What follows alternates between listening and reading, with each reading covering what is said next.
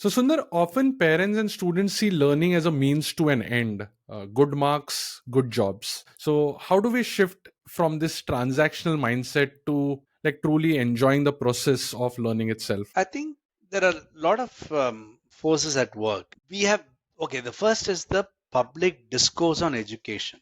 That is, where do parents get these ideas from? I still remember even when I was a college student, there was so much pressure that everybody should do engineering or medicine.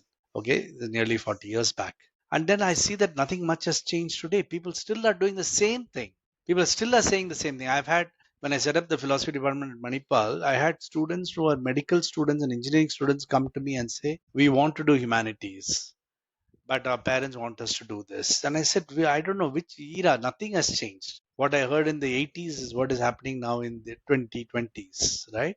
And it's just quite disheartening. And part of the problem is because we have not produced that narrative which the capitalist societies have produced, which is that the function of human individuals, that the goal of human societies is to be able to satisfy one's desires, material desires. So you produce desires, and then you produce goods to satisfy those desires, and that comes through a particular process of having jobs which earn so much money to do dot dot dot.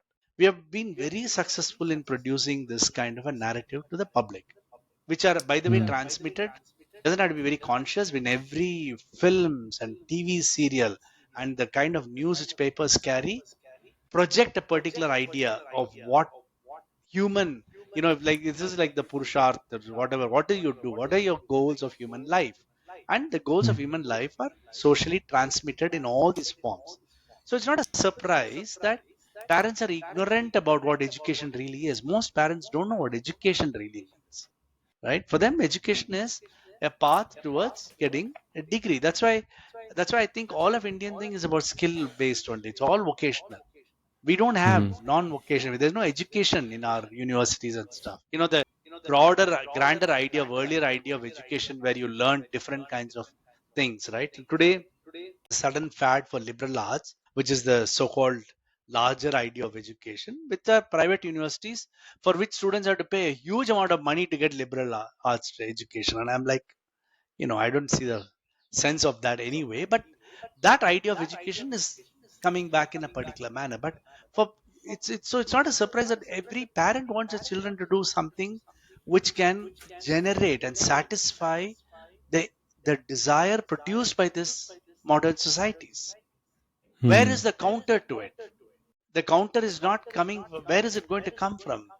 It can come, for example, from the renunciatory stream in Indian thought. For example, people will say, no, we'll have to give up this. This is not the goal of life. We have other things to do. But then that does not match with the larger social context of our society, right?